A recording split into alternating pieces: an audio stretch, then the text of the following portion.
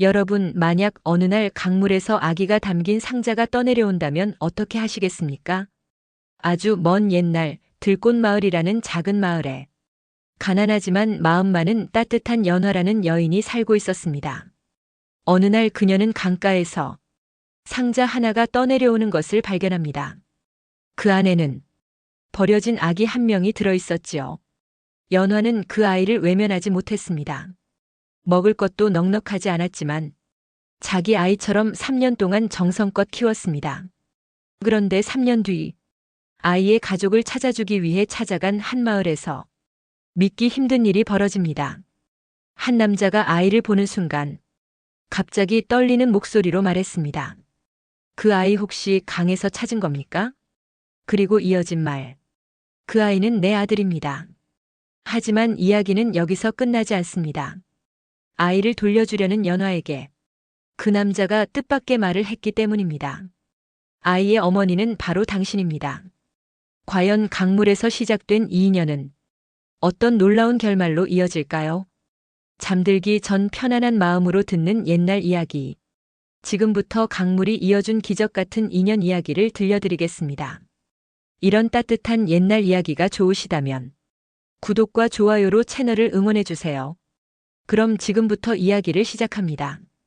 산이 깊고 들이 넓은 곳에 오래전부터 들꽃마을이라 불리는 작은 마을이 있었습니다.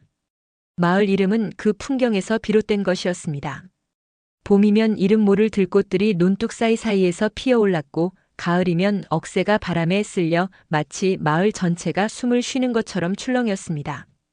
산에서 내려오는 바람은 늘 부드러웠고 강물은 사시사철 맑고 조용히 흘렀습니다. 그런 마을에서 산다는 것은 언뜻 보면 고요한 복이었습니다. 닭 울음소리가 아침을 열면 마을 사람들은 저마다 하루를 시작했습니다. 논으로 나가는 이 장터로 향하는 이 서로 마주치면 가벼운 인사 한마디씩을 건넸습니다. 아이들은 논둑 위를 맨발로 달렸고 어른들은 그 웃음소리 속에 하루를 보냈습니다. 평온하다는 것은 그런 것이었습니다. 하지만 그 평온함이 모든 이에게 똑같이 닿지는 않았습니다. 마을 끝자락 낡은 흙담집 하나가 있었습니다. 담쟁이가 담벼락을 타고 오른 그 집에 연화라는 젊은 여인이 혼자 살고 있었습니다. 마을에서도 끝에 자리한 집이었고 마을 사람들의 왕래도 그곳에서는 조금 뜸해졌습니다. 딱히 이유가 있었던 것은 아니었습니다. 그저 마을이라는 것이 본래 그러했습니다. 가운데에 사람이 모이면 가장자리는 저절로 조용해지는 법이었으니까요. 연화는 어린 시절에 부모를 잃었습니다. 얼마나 잃었는지 그녀는 어머니의 목소리를 기억하지 못했습니다. 아버지의 얼굴도 마찬가지였습니다. 남겨진 것은 낡은 집 한 채와 그보다 더 낡은 몇 가지 세간뿐이었습니다. 어른들이 가끔 측은한 눈으로 바라볼 때 어린 연화는 그 시선이 무엇을 의미하는지 알면서도 모른 척했습니다. 모른 척하는 것이 그때의 연화가 스스로를 지키는 방식이었습니다. 세월이 흘러 그녀는 혼자 사는 법을 익혔습니다. 마을 사람들의 빨래를 도와주거나 밭일을 거들며 소박하게 하루하루를 이어갔습니다. 받는 것보다 베푸는 쪽이 오히려 마음이 편했기 때문인지도 몰랐습니다. 아니면 그렇게라도 하지 않으면 자신이 이 마을 어딘가에 속해 있다는 감각을 붙잡기 어려웠기 때문인지도 몰랐습니다. 연화의 얼굴에는 늘 잔잔한 미소가 있었습니다. 슬픔을 모르는 사람의 미소가 아니었습니다. 슬픔을 오래 안고 살다 보면 어느 순간부터 표정이 부드러워지는 경우가 있습니다. 연화의 미소가 그러했습니다. 담담하고 조용하고 아무것도 요구하지 않는 얼굴이었습니다. 마을 사람들은 그녀를 좋아했습니다. 하지만 아무도 그녀의 집에 오래 머물지는 않았습니다. 연화도 그것을 이상하게 여기지 않았습니다. 그건 역시 익숙한 것이었으니까요. 그렇게 혼자인 시간이 쌓이고 쌓였습니다. 그 시간이 얼마나 길었는지 연화 자신도 어느 순간부터는 세지 않았습니다. 봄이 오고 여름이 지나고 겨울이 되는 것을 그냥 바라보게 되었습니다. 흙담집 마당에 작은 매화나무가 꽃을 피웠다 지는 것을 보며 또한 해가 돌아왔구나 하고 생각할 뿐이었습니다. 그러던 어느 봄날이었습니다. 날이 제법 풀린 오후였습니다. 연화는 강가에 나무를 캐러 나갔습니다. 강물은 겨우내 얼었다 녹아 부드럽게 흐르고 있었고 강가에는 냉이와 달래가 제철을 맞아 고개를 내밀고 있었습니다. 연화는 평소처럼 바구니를 옆에 놓고 조용히 나무를 캐고 있었습니다. 바람이 한 번 지나갔습니다. 강물에 무언가가 떠내려오고 있었습니다. 처음에는 나뭇가지인가 싶었습니다. 강물 위에서 천천히 그러나 분명하게 떠내려오는 것이 있었습니다. 연화는 허리를 펴고 눈을 가늘게 모았습니다. 나무가 아니었습니다. 뚜껑이 있고 형태가 반듯한 작은 상자였습니다. 연화는 한동안 그것을 바라보았습니다. 강물은 서두르지 않았고 상자도 서두르지 않았습니다. 그저 물결에 몸을 맡긴 채 천천히 흘러오고 있었습니다. 연화가 그 상자를 건져야겠다고 생각한 것은 어떤 뚜렷한 이유 때문이 아니었습니다. 그냥 발이 움직였습니다. 치마 끝을 걷어올리고 조심스럽게 강물 속으로 들어갔습니다. 발밑에 자갈이 서늘하게 발바닥을 눌렀습니다. 물은 차가웠습니다. 그렇게 연화는 상자를 건져 올렸습니다. 강가로 돌아와 무릎을 꿇고 뚜껑을 열었습니다. 그 순간 연화는 숨을 멈추었습니다. 상자 안에는 아기가 있었습니다. 얇은 이불에 쌓인 채로 눈을 감고 잠들어 있었습니다. 볼이 붉고 숨결은 가늘었습니다. 강물 위를 얼마나 떠내려온 것인지 이불 끝이 조금 젖어 있었습니다. 연화는 오랫동안 그 얼굴을 내려다보았습니다. 강물 소리만 들렸습니다. 바람도 잠시 멈춘 것 같았습니다. 아기는 곧 눈을 떴습니다. 그리고 울음을 터뜨렸습니다. 그 울음이 강가에 퍼져나가는 순간 연화는 자신도 모르게 아기를 품에 안았습니다. 그 작고 따뜻한 무게가 오랫동안 비어있던 자리에 가만히 얹혔습니다. 걱정 마렴. 이제 내가 있으니까. 연화는 그 말을 아기에게 건넸습니다. 하지만 어쩌면 그 말은 자기 자신에게 하는 말이기도 했는지 모릅니다. 그날 강가의 매화는 이미 다 진 뒤였습니다. 봄은 깊어지고 있었고 연화의 낡은 흙담 집에는 오랫동안 없었던 온기가 하나 더 생겨났습니다. 하지만 그날의 선택이 훗날 연화를 어디로 데려가게 될지 그녀는 그때는 알지 못했습니다. 강물은 무엇을 실어왔고 또 무엇을 감추고 있었는지 아직은 아무것도 드러나지 않은 때였습니다. 아기는 밤새 울었습니다. 연화는 잠을 이루지 못했습니다. 아기를 어떻게 달래야 하는지 알지 못했습니다. 등을 토닥여보기도 하고 품에 더 깊이 안아보기도 하고 방 안을 천천히 걸으며 흔들어 보기도 했습니다. 그래도 울음은 쉽게 그치지 않았습니다. 집안에 아기 울음소리가 가득 찬 것은 그 집에서 처음 있는 일이었습니다. 연화는 그 소리가 낯설면서도 이상하게 싫지 않았습니다. 조용하기만 했던 방 안이 이토록 살아있는 소리로 채워진 것이 무서운 것과 반가운 것이 동시에 느껴지는 그 경계 어딘가에 있었습니다. 날이 밝아오자 연화는 이웃집 안악에게 달려가 아기 먹이는 법을 물었습니다. 쌀을 곱게 갈아죽을 쑤어 먹이는 것이 좋다는 말을 들었고 천을 적셔 입술에 물기를 적시는 것도 배웠습니다. 연화는 서툴렀지만 느리지 않았습니다. 한 번 들은 것은 곧장 손으로 옮겼습니다. 아기는 첫 끼니를 받아 삼켰습니다. 그 작은 입이 움직이는 것을 바라보며 연화는 오랫동안 아무 말도 하지 않았습니다. 마을 사람들은 금세 소문을 들었습니다. 연화가 강에서 아기를 건져 올렸다는 이야기가 하루도 지나지 않아 마을 전체에 퍼졌습니다. 누군가는 걱정스러운 얼굴로 찾아왔고 누군가는 호기심 어린 눈으로 들여다보았습니다. 아기를 관아에 알려야 한다는 말도 나왔고 더 큰 마을로 데려가야 한다는 말도 나왔습니다. 연화는 그 말들을 조용히 들었습니다. 틀린 말이 아니었습니다. 강에서 떠내려온 아기라면 어딘가에 피부치가 있을 수도 있었습니다. 잃어버린 것인지 버려진 것인지조차 알 수 없는 일이었습니다. 관아에 알리는 것이 맞는 순서라는 것도 연화는 모르지 않았습니다. 그런데도 연화의 손은 아기를 놓지 않았습니다. 며칠이 지났습니다. 관아에는 아무 소식이 없었습니다. 아기를 찾는 사람도 나타나지 않았습니다. 상자에는 이름도 없었고 쪽지도 없었고 아기가 어디서 왔는지를 짐작하게 해주는 것이 아무것도 없었습니다. 상자는 그저 낡은 나무였고 이불은 그저 얇은 무명천이었습니다.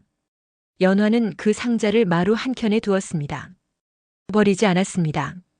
이유를 묻는다면 딱히 설명할 수 없었지만 그것만은 함부로 할 수 없다고 느꼈습니다. 보름이 지나도록 아기를 찾는 이는 나타나지 않았습니다. 그 보름 사이 연화의 하루는 완전히 달라져 있었습니다. 새벽에 아기 울음에 눈을 뜨고 죽을 쑤어 먹이고 볕이 드는 마루에 아기를 눕혀 바람을 쐬게 하고 이불을 빨고 저녁이 되면 등을 토닥이며 잠을 재우는 것이 하루의 전부가 되었습니다.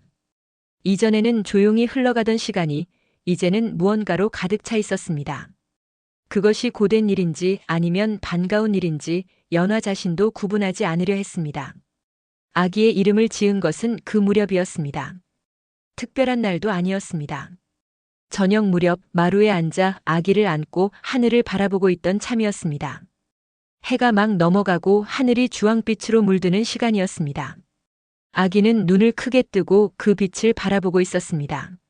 무언가를 알아보는 것처럼 혹은 무언가를 기억하는 것처럼 연화는 그 얼굴을 내려다보다가 조용히 말했습니다. 하늘이라고 부르자. 강물이 데려온 아이였습니다. 하늘이 내려준 것이라는 말이 가장 먼저 떠올랐습니다. 거창한 이름이 아니었습니다. 그냥 그 저녁 하늘처럼 크고 조용하고 부드러운 이름이었습니다. 아기는 아무것도 모른 채 눈을 깜빡였습니다. 세월은 그렇게 흘렀습니다. 하늘은 자랐습니다. 누워만 있던 아기가 몸을 뒤집고 앉고 기어다니고 급기야 두 발로 서는 날이 왔습니다. 첫 걸음을 뗀 날 하늘은 비틀거리다 마루 끝에서 넘어졌습니다. 연화는 자신도 모르게 소리를 질렀습니다. 아이는 울었고 연화는 달려가 안았습니다. 그 순간 연화의 심장이 얼마나 빠르게 뛰었는지 나중에 혼자 생각해보고 조금 놀랐습니다. 마을 사람들도 하늘을 귀여워했습니다. 장에서 엿을 사다 쥐어주는 이도 있었고 옷을 지어 가져다주는 이도 있었습니다. 연화는 그럴 때마다 고개를 숙여 감사하다 했습니다. 받는 것에 익숙하지 않은 사람이었지만 하늘을 위한 것이라면 거절하지 않았습니다. 가진 것이 넉넉하지 않았습니다. 밥상에 반찬이 부족한 날이 많았습니다. 연화는 그런 날이면 하늘 앞에 먼저 밥그릇을 놓고 자신은 나중에 먹었습니다. 배가 부르지 않아도 배가 부른 척했습니다. 아이는 아직 그것을 알아채지 못했습니다. 하지만 그것이 오래 이어진 습관이었다는 것은 연화의 몸이 먼저 알고 있었습니다.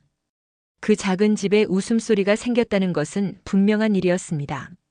그러나 연화의 마음 한켠에는 조용히 자라는 생각이 하나 있었습니다. 하늘이 걷기 시작하면서부터 그 생각은 점점 뚜렷해졌습니다. 이 아이에게는 분명 어딘가에 피부치가 있을지 모른다는 것이었습니다. 강물은 아무 이유 없이 무언가를 실어오지 않는다는 생각이 마음 깊은 곳에서 가끔 고개를 들었습니다. 연화는 그 생각을 오랫동안 눌러두었습니다.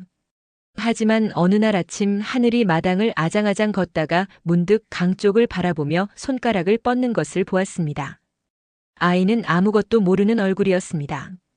그저 반짝이는 것이 보여서 손을 내밀었을 뿐이었습니다. 그 작은 손을 바라보며 연화는 마음을 정했습니다. 강의 상류로 가보아야겠다고. 이 아이가 어디서 흘러왔는지 누군가 기다리는 사람이 있는지 한 번은 알아봐야겠다고. 그것이 이 아이를 진심으로 아끼는 사람이 해야 할 일이라는 것을 연화는 조용히 알고 있었습니다. 그것이 자신에게 무엇을 가져올지는 그때의 연화는 아직 알지 못했습니다. 강은 언제나처럼 흐르고 있었고 상류 어딘가에는 연화가 알지 못하는 무언가가 조용히 기다리고 있었습니다. 길을 떠나기로 마음먹은 날 이후에도 연화는 바로 짐을 꾸리지 못했습니다. 하늘이 아직 어렸습니다. 아장아장 걷기는 했지만 먼 길을 걷기에는 무리였습니다. 업고 가야 했고 먹을 것도 미리 준비해야 했습니다. 며칠을 걸어야 할지도 알 수 없었습니다. 강 상류라고는 해도 어디까지 가야 하는지, 누구에게 무엇을 물어야 하는지 연화에게는 아무런 실마리가 없었습니다. 그런데도 가야 한다는 생각은 한번 자리를 잡은 뒤로 비켜서지 않았습니다. 연화는 며칠 동안 조용히 준비했습니다. 마을 사람들의 밭일을 조금 더 부지런히 도왔습니다. 그렇게 모은 것으로 길에서 쓸 양식을 장만했습니다. 하늘의 옷도 한 벌 더 챙겼습니다. 낡은 보자기에 싸서 등에 질 수 있도록 묶었습니다. 짐은 많지 않았습니다. 원래 가진 것이 많지 않은 사람이었으니까요. 떠나는 날 아침, 연화는 마당의 매화나무를 한번 바라보았습니다. 꽃은 진지 오래였고 이제는 짙은 녹음이 가지를 덮고 있었습니다. 연화는 아무 말도 하지 않았습니다. 그냥 오래 바라보다가 하늘을 등에 업고 골목을 나섰습니다. 강을 따라 걷는 길이었습니다. 물소리는 늘 옆에 있었습니다. 연화는 그 소리를 들으며 걸었습니다. 하늘은 처음에는 등에서 연화의 머리카락을 잡아당기며 제잘거렸지만 한참을 걷다 보니 등 위에서 잠들어 버렸습니다. 작은 숨소리가 연화의 목덜미에 닿았습니다. 그 온기가 등을 타고 퍼지는 것을 느끼며 연화는 걸음을 멈추지 않았습니다. 강가의 풍경은 조금씩 달라졌습니다. 들꽃마을 근처의 강은 넓고 완만했지만 상류로 올라갈수록 물살이 조금씩 빨라졌고 강폭도 좁아졌습니다. 바위가 많아졌고 산이 가까워졌습니다. 지나치는 마을도 있었지만 아기를 잃었다는 이야기를 아는 사람은 없었습니다. 연화는 묻고 또 물었습니다. 혹시 어린아이를 잃어버린 집안 이야기를 들으셨는지, 강 상류 쪽에서 무슨 일이 있었다는 소문을 들으셨는지. 사람들은 고개를 갸웃하거나 모른다고 했습니다. 가끔은 딱한 눈으로 연화와 하늘을 번갈아 보며 말없이 밥 한 끼를 내어주는 이도 있었습니다. 연화는 그런 호의를 거절하지 않았습니다. 하늘 때문이었습니다. 사흘째 되는 날 저녁이었습니다. 해가 기울고 발바닥이 욱신거리기 시작할 무렵 저 멀리 소나무 숲 사이로 기와지붕이 보였습니다. 마을 하나가 산자락에 기대어 자리 잡고 있었습니다. 솔바람 마을이라는 이름을 연화는 그때 처음 들었습니다. 길가에서 마주친 노인이 저 앞에 마을이 있다고 오늘 밤은 거기서 쉬어가라고 알려주었습니다. 마을로 들어서자 저녁 밥 짓는 냄새가 났습니다. 연화는 하늘을 내려 걷게 했습니다. 아이는 종일 등에 엎여 있었으니 이제는 두 발로 서고 싶었던 모양이었습니다. 비틀거리며 돌길 위를 걷는 하늘의 손을 잡으며 연화는 하룻밤 묵을 곳을 찾아 마을 안으로 들어갔습니다. 마을 한가운데에 크고 반듯한 기와집이 있었습니다. 다른 집들과는 달리 담장이 높고 대문이 묵직했습니다. 그렇다고 위압적인 느낌은 아니었습니다.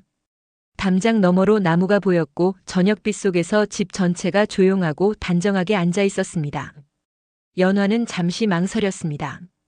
이런 집에 무턱대고 문을 두드리는 것이 맞는지 알 수 없었습니다. 그러나 하늘이 피곤해 보였습니다.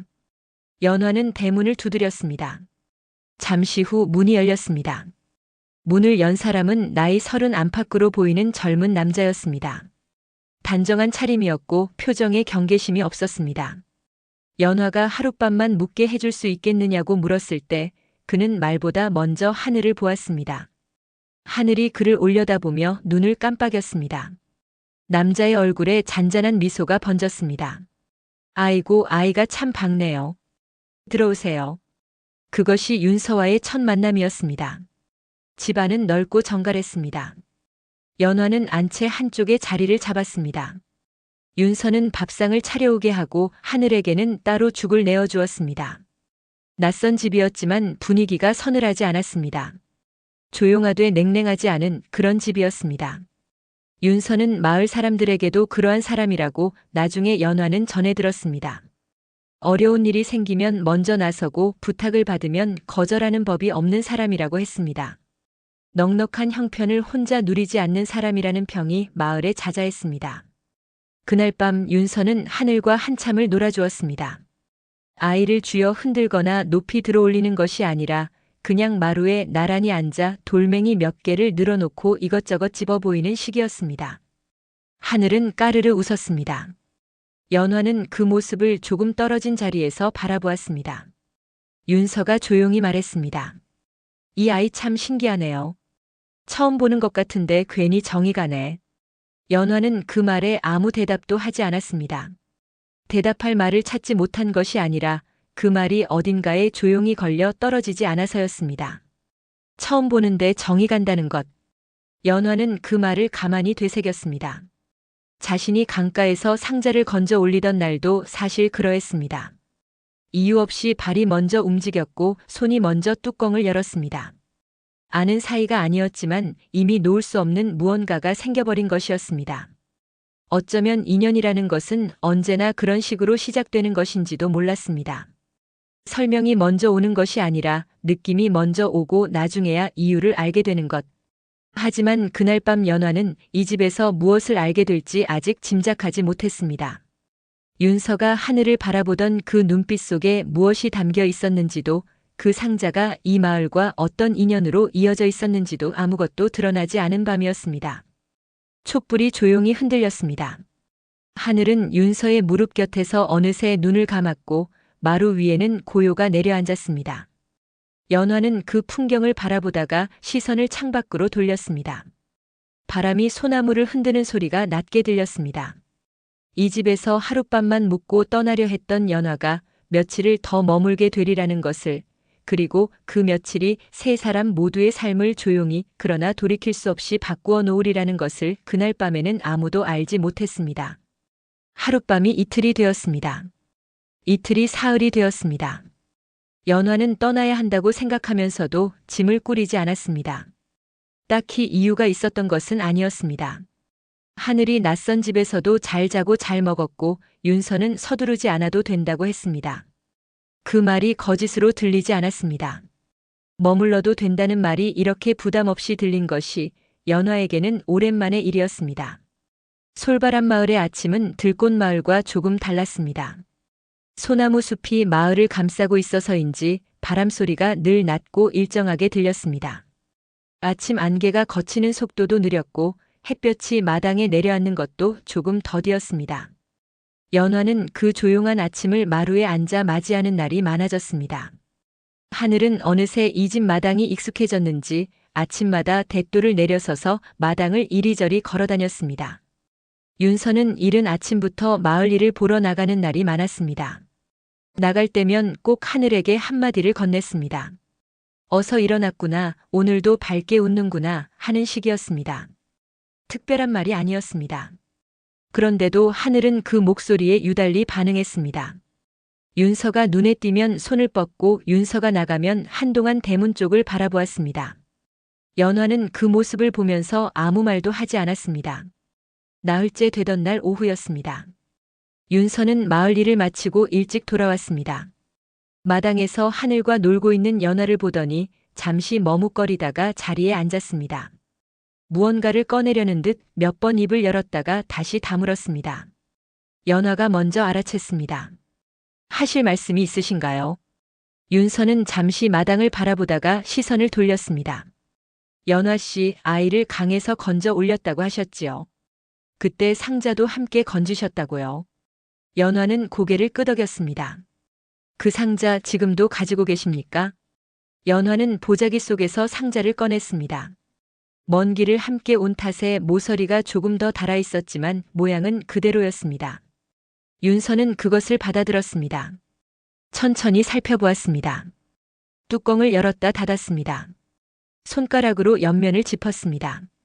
그러다가 손이 멈추었습니다. 바닥 안쪽 모서리에 작은 글자가 새겨져 있었습니다. 연화는 그것을 몰랐습니다. 아기를 꺼내느라 안쪽을 자세히 들여다볼 겨를이 없었습니다. 희미하게 새겨진 글자였습니다. 나무가 오래되고 물에 젖었다가 마른 탓에 거의 지워져 있었지만 윤서는 그것을 오래 들여다보았습니다. 그의 손이 미세하게 떨렸습니다. 연화는 그것을 보았습니다. 보았지만 묻지 않았습니다. 윤서는 상자를 내려놓고 한동안 말이 없었습니다. 마당에서는 하늘이 돌멩이를 주워들고 혼자 무언가를 중얼거리고 있었습니다. 그 모습을 바라보는 윤서의 눈빛이 연화가 처음 보는 것이었습니다. 반가움과 슬픔이 동시에 담긴, 그러면서도 아직 확신하지 못하는 눈빛이었습니다. 사실, 윤서가 천천히 입을 열었습니다. 몇 해 전 이 집에서 아기가 사라진 일이 있었습니다. 연화는 움직임을 멈추었습니다. 윤서는 말을 이었습니다. 목소리가 낮고 느렸습니다. 서두르지 않았습니다. 마치 오래 묻어두었던 것을 꺼내는 사람처럼 한마디 한마디를 조심스럽게 놓았습니다. 아기가 태어난 것은 봄이었다고 했습니다. 집안에 오랜만에 찾아온 경사였습니다. 그런데 아기가 태어난 지 얼마 지나지 않아 아기가 사라졌습니다. 온 집안이 뒤집혔고 마을 사람들도 함께 찾아 나섰지만 아기는 어디에도 없었습니다. 한동안 아무것도 밝혀지지 않았습니다. 그로부터 한참이 지난 뒤에야 집안에서 일하던 사람 하나가 뒤늦게 사실을 털어놓았습니다. 욕심이 있었다고 했습니다. 어떤 욕심이었는지는 윤서는 말하지 않았습니다. 다만 그 사람이 아기를 강에 흘려보냈다는 것만을 말했습니다. 그때 우리는 이미 늦었다고 생각했습니다. 강물이 빠른 계절이었으니까요. 윤서의 말이 거기서 잠시 끊어졌습니다. 마당에 하늘이 돌멩이를 내려놓고 두 사람 쪽으로 걸어오고 있었습니다. 비틀거리면서도 방향은 똑바로 윤서 쪽을 향해서 윤서는 그 걸음을 바라보다가 조용히 말했습니다. 혹시 이 아이가 그 아이일지도 모릅니다. 연화는 대답하지 않았습니다. 하늘이 윤서의 무릎 앞에 와서 멈추어 섰습니다. 그러고는 두 팔을 들어 올렸습니다. 안아달라는 것이었습니다. 윤서는 잠시 그 손을 바라보다가 천천히 아이를 안아 올렸습니다. 아무 말이 없었습니다. 연화는 그 장면을 바라보았습니다. 가슴 안에서 무언가가 조용히 움직이는 것이 느껴졌습니다. 기쁨인지 두려움인지 알 수 없는 이름 붙이기 어려운 감각이었습니다. 하늘을 강에서 건져 올리던 날부터 지금 이 순간까지 연화의 머릿속을 오가던 가능성이 하나 있었습니다. 이 아이에게는 피부치가 있을 것이라는 가능성.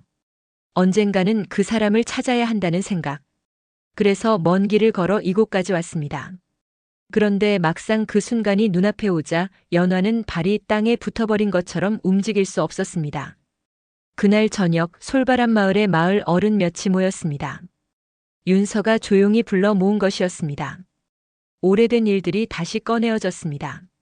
상자를 본 이도 있었고 그 무렵의 일을 기억하는 이도 있었습니다. 이야기가 하나씩 맞추어졌습니다. 맞추면 맞출수록 어긋나는 것이 없었습니다. 밤이 깊어질수록 방 안의 공기는 무거워졌습니다. 연화는 그 자리에서 하늘을 무릎에 앉혀두고 있었습니다. 아이는 피곤했는지 연화의 품에 기대어 잠들어 버렸습니다. 무거운 이야기들이 오가는 방 안에서 하늘만이 아무것도 모른 채 고요히 잠들어 있었습니다. 연화는 그 잠든 얼굴을 내려다보았습니다. 처음 이 아이를 안았던 강가의 오후가 떠올랐습니다. 차가운 강물, 젖은 이불, 작은 울음소리, 그리고 자신도 모르게 나왔던 말 한마디. 걱정 마렴. 이제 내가 있으니까. 그 말을 꺼낸 순간 이미 돌이킬 수 없는 무언가가 시작된 것이었는지도 몰랐습니다. 어른들의 이야기는 계속되었습니다.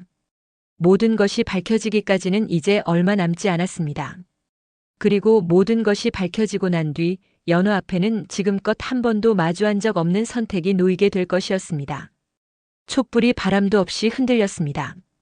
밤이 깊도록 이야기는 끝나지 않았습니다. 마을 어른들은 저마다 기억하는 것을 꺼내어 놓았습니다. 누군가는 그 무렵 강가에서 이상한 것을 보았다고 했고 누군가는 집안에서 일하던 그 사람이 갑자기 마을을 떠났던 것을 기억했습니다. 작은 기억들이 하나씩 모이자 오래된 일의 윤곽이 서서히 드러났습니다. 어긋나는 것이 없었습니다. 상자에 새겨진 글자도 아기가 사라진 시기도 강물의 방향도 모든 것이 조용히 그러나 분명하게 한 방향을 가리키고 있었습니다. 하늘은 윤서의 아이였습니다. 그 말이 방 안에서 처음 나왔을 때 아무도 쉽게 입을 열지 않았습니다. 틀렸다고 할 수 없었고 맞다고 하기에는 너무 오랜 시간이 흘러 있었습니다. 잃어버린 것이 돌아왔을 때 사람이 느끼는 감정이란 기쁨만으로 이루어지지 않는다는 것을 그 자리에 있던 사람들은 저마다의 방식으로 알고 있었습니다. 윤서는 오랫동안 말이 없었습니다. 그의 시선은 연화의 무릎 위에서 잠든 하늘에게 고정되어 있었습니다. 아이의 숨소리만이 방 안에 고르게 깔렸습니다. 윤서는 입술을 몇 번 달싹였지만 말은 나오지 않았습니다. 마을 어른 중 가장 나이가 많은 이가 조용히 자리에서 일어났습니다. 오늘 밤은 여기까지 하세. 밤이 깊었어. 사람들이 하나둘 돌아갔습니다. 방 안에는 윤서와 연화 그리고 잠든 하늘만이 남았습니다. 연화는 먼저 입을 열지 않았습니다. 윤서도 한동안 말이 없었습니다. 촛불이 조금씩 짧아지고 있었습니다. 마당에서는 바람이 소나무를 건드리는 소리가 낮게 들렸습니다. 그 소리가 방 안의 침묵을 더 깊게 만들었습니다. 윤서가 먼저 말했습니다. 당신이 우리 아이를 살려주셨군요. 목소리가 낮았습니다. 떨리지 않았지만 그 낮음 안에 오래 눌려있던 무언가가 담겨 있었습니다. 연화는 고개를 저었습니다. 아니에요. 오히려 제가 아이 덕분에 살 수 있었어요. 틀린 말이 아니었습니다. 하늘이 오기 전과 후 연화의 하루는 전혀 다른 것이었습니다. 하늘이 오기 전의 날들이 나쁘지는 않았습니다. 하지만 그날들에 무엇이 있었는지를 하늘이 온 뒤에야 비로소 알게 되었습니다. 아무것도 없었던 것은 아니었지만 무언가가 오랫동안 비어 있었던 것이었습니다. 그 빈자리를 채운 것이 하늘이었습니다. 연화는 잠든 아이의 얼굴을 내려다보았습니다. 두 볼이 둥글고 숨결이 고른 얼굴이었습니다. 처음 강가에서 보았을 때와 크게 다르지 않은 얼굴이었습니다. 그때도 지금도 이 아이는 그냥 자고 있을 뿐이었습니다. 세상이 어떻게 돌아가는지 모른 채로 품에 안긴 사람의 온기만을 느끼며 연화는 아이를 윤서에게 건네주려 했습니다. 자리에서 일어나 윤서 쪽으로 몸을 돌렸습니다. 그것이 맞는 일이라고 생각했습니다. 길을 떠나기로 마음먹었던 날부터 줄곧 그렇게 생각해왔습니다. 이 아이의 피부치를 찾으면 아이를 돌려보내야 한다고. 그것이 이 아이를 진심으로 아끼는 사람이 할 일이라고. 윤서는 고개를 저었습니다. 연화는 멈추었습니다. 아닙니다. 윤서의 목소리는 조용했지만 분명했습니다. 아이에게는 이미 어머니가 있습니다. 그 말이 방 안에 내려앉았습니다. 연화는 아무 말도 하지 못했습니다. 윤서의 말이 무슨 뜻인지 모르지 않았습니다. 하지만 그 말을 받아들이는 것이 쉽지 않았습니다. 자신이 이 아이의 어머니라는 말을 누군가에게 처음 듣는 순간이었습니다. 스스로 그렇게 생각하면서도 막상 그 말을 다른 사람의 입에서 듣자 가슴 어딘가가 조용히 흔들렸습니다. 윤서는 잠시 뜸을 들이다가 말을 이었습니다. 연화 씨 우리 함께 이 아이를 키우지 않겠습니까? 연화는 그 말을 듣고 눈을 내리깔았습니다. 대답하지 않았습니다. 대답할 수 없었습니다. 그 말이 품고 있는 것이 너무 많았습니다. 함께 아이를 키운다는 것, 이 집에 남는다는 것, 낯선 마을에서 낯선 사람과 새로운 삶을 시작한다는 것. 그 모든 것이 한꺼번에 밀려들었습니다. 연화는 오랫동안 부모 없이 혼자였습니다. 혼자인 것에 익숙해졌고 혼자인 것을 당연하게 여기기 시작했습니다. 누군가에게 기대는 것이 어색했고 누군가의 집에 속하는 것이 낯설었습니다. 하늘이 오기 전까지는 그것이 그냥 자신의 삶이라고 생각했습니다. 그런데 지금 처음 보는 집에서 처음 보는 사람이 함께 살자고 말하고 있었습니다. 하늘이 그 사이에서 자고 있었습니다. 연화는 다시 아이의 얼굴을 내려다보았습니다. 아이는 여전히 고요했습니다. 두 사람 사이에 어떤 말이 오가는지, 어떤 결정이 내려지려 하는지 아무것도 모른 채였습니다. 그저 따뜻한 곳에 누워 잠들어 있을 뿐이었습니다. 그 얼굴을 보는데 연화의 눈이 조금 뜨거워졌습니다. 참았습니다. 오래 참는 것에 익숙한 사람이었으니까요. 그날 밤 연화는 대답을 하지 않았습니다. 윤서도 재촉하지 않았습니다. 촛불이 다 타들어갈 무렵 두 사람은 조용히 각자의 자리로 돌아갔습니다. 하늘은 연화의 곁에서 밤새 잠들어 있었습니다. 연화는 오래 눈을 뜨고 있었습니다. 천장을 바라보다가 하늘을 바라보다가 다시 천장을 바라보았습니다. 이 집에 들어선 첫날 밤이 떠올랐습니다. 하룻밤만 묵고 떠나려 했던 것이 벌써 여러 날이 지나 있었습니다. 강을 따라 걸어오는 내내 이 순간을 생각했는데 막상 그 순간이 오자 아무것도 준비되지 않은 것 같았습니다. 창밖으로 밤하늘이 보였습니다. 별이 많은 밤이었습니다. 들꽃마을에서 보던 하늘과 다르지 않았습니다. 하늘은 어디서나 같은 하늘이었습니다. 연화는 그것을 바라보다가 눈을 감았습니다. 아침이 오면 대답을 해야 할 것이었습니다. 그 대답이 무엇이 되어야 하는지 연화는 마음 깊은 곳에서 이미 알고 있었습니다. 하지만 아는 것과 말하는 것 사이에는 때로 아주 긴 밤 하나가 필요한 법이었습니다. 밤은 아직 길었고 하늘의 숨소리는 고르게 이어졌습니다. 그리고 그 고른 숨소리가 연화의 오래된 망설임을 조용히, 아주 조용히 녹여가고 있었습니다. 아침이 왔습니다. 연화는 날이 밝기 전에 눈을 떴습니다. 잠을 깊이 이루지 못한 것은 아니었습니다. 그러나 눈이 먼저 떠졌습니다. 오래 기다리던 것이 마침내 가까이 온 날 아침에는 몸이 먼저 아는 경우가 있습니다. 하늘은 아직 자고 있었습니다. 연화는 자리에서 일어나 마루로 나갔습니다. 새벽 공기가 서늘했습니다. 소나무 숲에서 이른 새소리가 들렸습니다. 마당은 고요했고 하늘은 아직 어두운 것과 밝은 것이 섞여 있는 빛깔이었습니다. 연화는 돛돌에 걸터앉아 그 빛을 바라보았습니다. 지난밤에 떠올랐던 것들이 다시 지나갔습니다. 윤서의 말, 잠든 하늘의 얼굴, 오래된 상자의 모서리, 그리고 강가에서 처음 아이를 안았던 날의 차가운 물 냄새. 모든 것이 한 줄로 이어지는 것 같았습니다. 따로따로 있었던 것들이 사실은 처음부터 이 자리로 오기 위해 놓여 있었던 것처럼 연화는 그런 생각을 오래 하는 사람이 아니었습니다. 살아온 날들이 그런 여유를 허락하지 않았습니다. 생각보다 손이 먼저 움직이는 것이 익숙했고 이유보다 결과가 먼저 오는 것이 당연했습니다. 그런데 이 새벽만큼은 조용히 앉아 지나온 길을 되짚어보게 되었습니다. 부모를 잃고 혼자가 된 날들. 마을 끝자락 낡은 집에서 매화나무와 함께 봄을 보내던 일.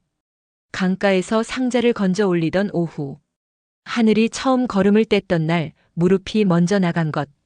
그리고 먼 길을 걸어 이곳에 닿은 것. 어느 것 하나 계획한 것이 없었습니다. 그런데 돌아보니 모든 것이 이 자리로 이어져 있었습니다. 사람의 삶이라는 것이 어쩌면 본래 그런 것인지도 몰랐습니다. 알고 가는 길이 아니라 가고 나서야 길이었다는 것을 아는 날이 밝아왔습니다. 마당에 햇빛이 조금씩 내려앉기 시작할 무렵 안채 쪽에서 인기척이 들렸습니다. 윤서였습니다. 그는 마루로 나오다가 돛돌에 앉은 연화를 보고 걸음을 멈추었습니다. 아무 말도 하지 않았습니다. 연화도 돌아보지 않았습니다. 잠시 그렇게 있다가 윤서가 조용히 자리에 앉았습니다. 두 사람 사이에 말이 없었습니다. 그런데 그 침묵이 어색하지 않았습니다. 서로 무엇을 기다리는지 알고 있는 사람들 사이의 침묵이었습니다. 연화가 먼저 말했습니다. 한 가지만 여쭤봐도 되겠습니까? 윤서는 고개를 끄덕였습니다. 어제 하신 말씀이 저를 측은히 여기셔서 하신 것입니까? 윤서는 바로 대답하지 않았습니다. 서두르지 않는 사람이었습니다. 연화는 그것을 이미 알고 있었습니다. 이 집에 머문 여러 날 동안 그것이 그 사람의 방식이라는 것을 보았습니다. 측은함이라면 윤서가 천천히 말했습니다. 그것이 나쁜 마음이라고 생각하지 않습니다. 하지만 어제 한 말은 그것이 아니었습니다. 연화는 아무 말도 하지 않았습니다. 윤서가 이었습니다. 하늘이에게 어머니가 있다는 것은 사실입니다. 그 어머니가 이 아이를 위해 먼 길을 걸어왔다는 것도 사실입니다. 저는 그 사실을 어제 보았습니다. 마당에서 참새 한 마리가 날아올랐습니다. 연화는 그것을 눈으로 줬다가 시선을 내렸습니다. 저는 가진 것이 없는 사람입니다. 압니다. 이 마을에 아는 사람도 없고 돌아갈 곳도 들꽃마을 끝자락 낡은 집 한 채뿐입니다. 압니다. 연화는 잠시 말을 멈추었습니다. 그래도 괜찮으십니까? 윤서는 이번에도 바로 대답하지 않았습니다. 그러나 이번에는 말이 늦어지는 이유가 달랐습니다. 오래 생각해서가 아니라 말보다 먼저 온 것이 있어서였습니다. 연화 씨가 강가에서 아이를 건져 올린 날 저는 이곳에서 아무것도 모르고 있었습니다. 그 오후에 무슨 일이 있었는지, 누가 무엇을 살려냈는지 그것을 이제야 알았습니다. 윤서의 목소리가 거기서 한번 낮아졌습니다. 늦게 안 것이 부끄럽습니다. 그것만큼은 사실입니다. 연화는 눈을 내리깔았습니다. 부끄럽다는 말을 듣는 것에 익숙하지 않았습니다. 누군가가 자신에게 그런 말을 하는 것이 낯설었습니다. 고맙다는 말도 잘했다는 말도 늘 흘려보내는 편이었지만 이 말은 어딘가에 걸렸습니다. 그날 오전 솔바람 마을의 마을 어른들이 다시 모였습니다. 어제의 이야기를 마무리 짓기 위해서였습니다. 하늘이 윤서의 아이라는 것이 공식적으로 확인되었습니다. 아기를 강에 흘려보낸 사람은 이미 마을을 떠나 오래된 일이었고 그 일을 다시 들추는 것이 무슨 의미가 있겠느냐는 말도 나왔습니다. 어른들은 연화를 보며 저마다 한마디씩 했습니다. 참 큰일을 하셨소. 덕분에 아이가 살았구려. 연화는 그때마다 고개를 숙였습니다. 큰일을 했다는 말이 맞지 않는 것 같았습니다. 강가에서 상자를 건진 것은 그냥 발이 움직인 것이었습니다. 아이에게 밥을 먹인 것은 배가 고플 것 같아서였습니다.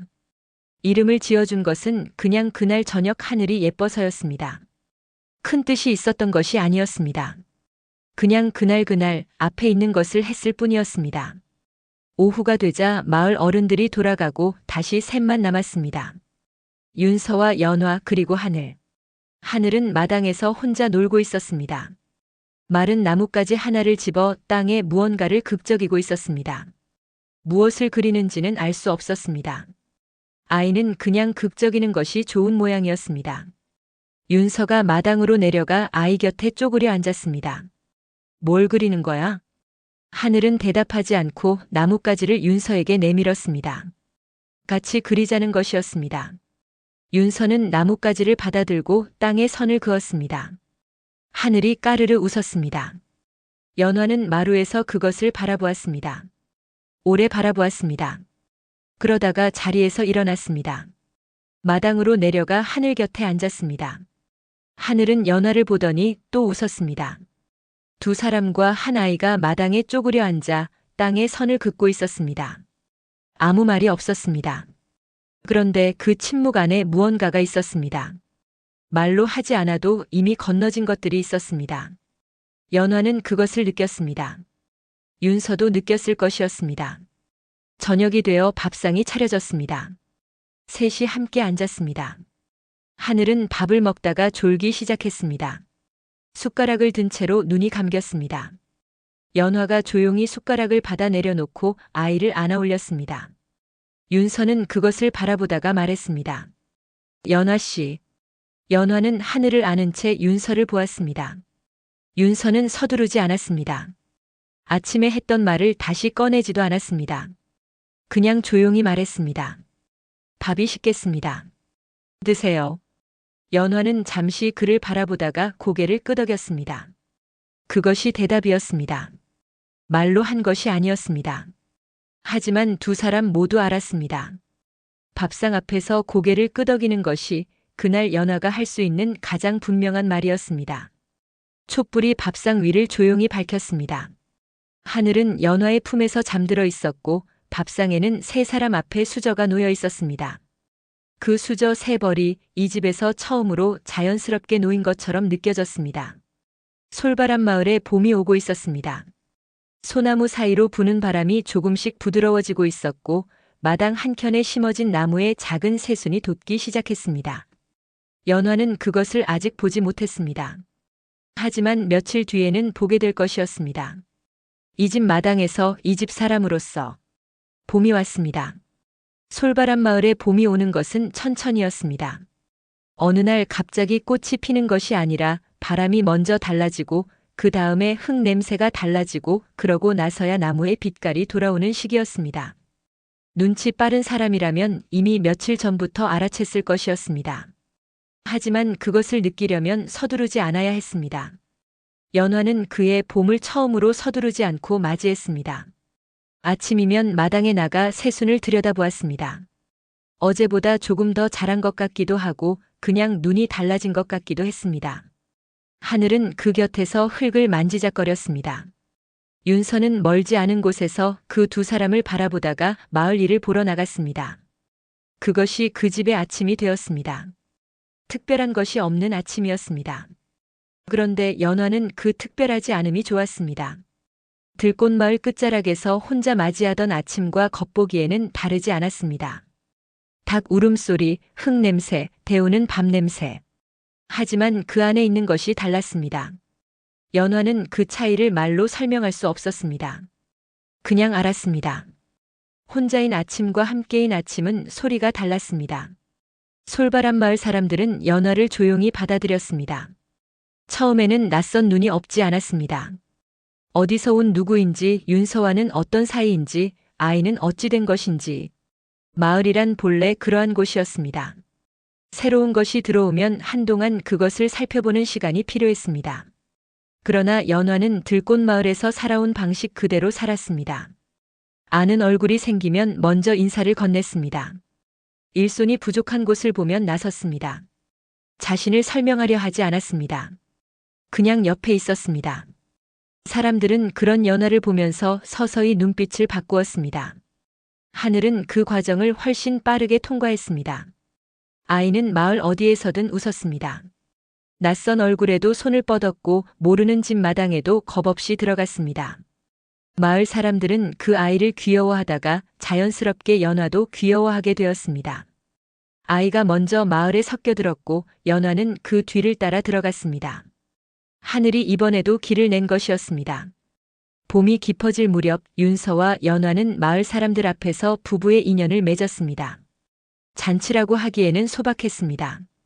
큰 상을 차린 것도 먼 곳에 손님을 부른 것도 아니었습니다. 마을 사람들이 저마다 한 가지씩 가져왔고 마당에 멍석을 깔았습니다. 봄볕이 따뜻한 날이었습니다.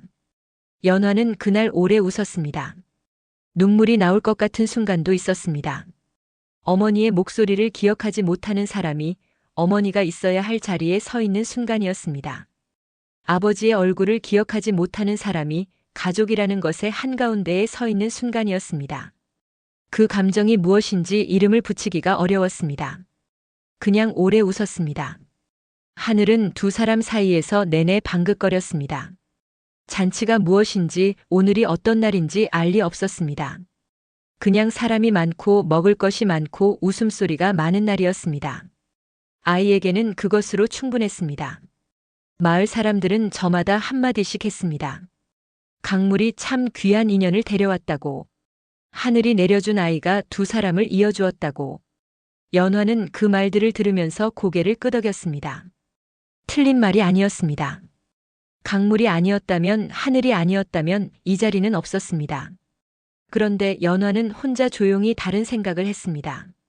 강물은 그냥 흘렀을 뿐이었습니다. 상자도 그냥 떠내려왔을 뿐이었습니다.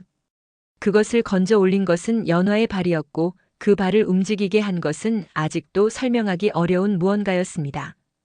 인연이라는 것이 하늘에서 내려오는 것이라면 그것을 받는 사람의 손이 먼저 뻗어 있어야 하는 것이 아닐까 하는 생각이었습니다. 그날 강가에서 연화의 손이 뻗지 않았다면 모든 것은 달랐을 것이었습니다. 잔치가 파할 무렵 마을에서 가장 나이 많은 어른이 말했습니다. 착한 마음으로 살아가면 언젠가는 강물처럼 좋은 인연이 흘러온다네. 사람들이 고개를 끄덕였습니다.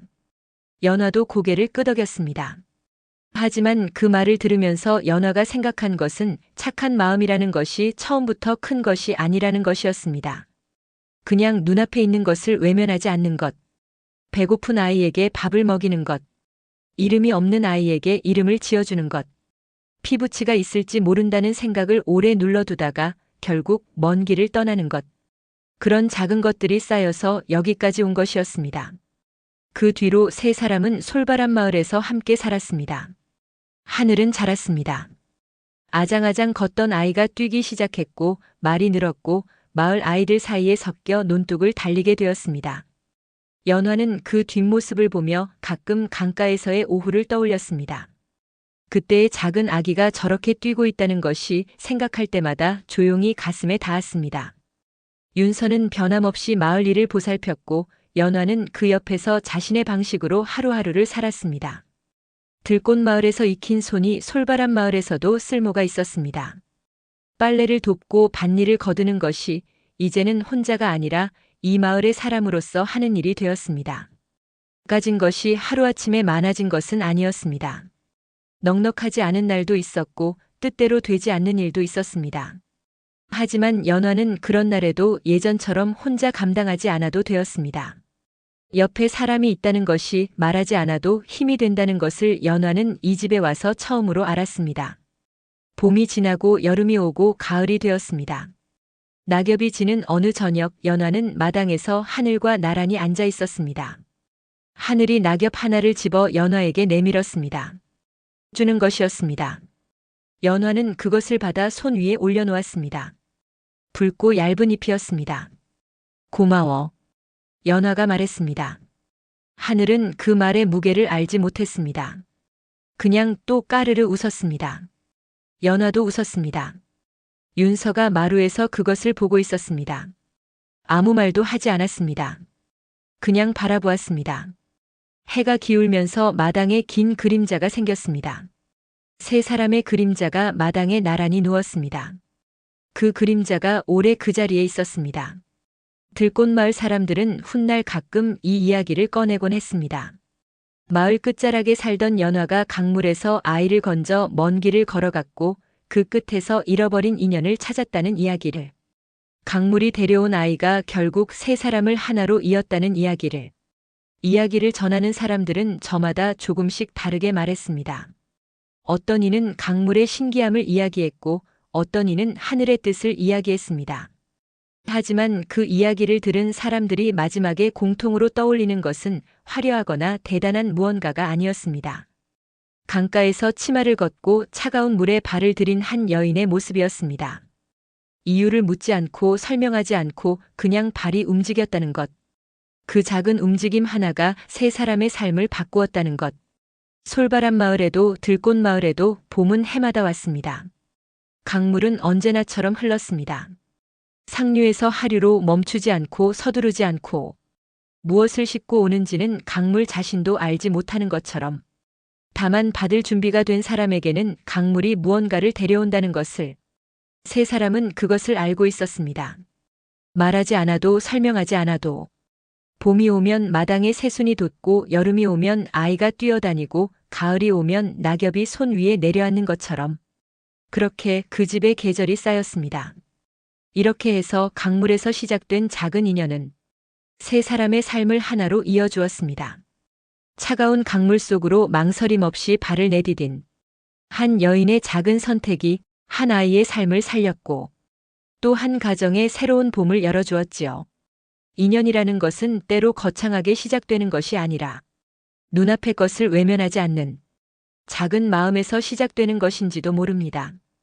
오늘 이야기가 여러분의 마음에 잔잔한 온기로 남았기를 바랍니다. 이런 따뜻한 옛날 이야기가 좋으셨다면 구독과 좋아요로 채널을 응원해주세요. 여러분의 작은 응원이 또 다른 이야기를 이어갈 힘이 됩니다. 그럼 다음 밤에도 잠들기 전 편안한 이야기로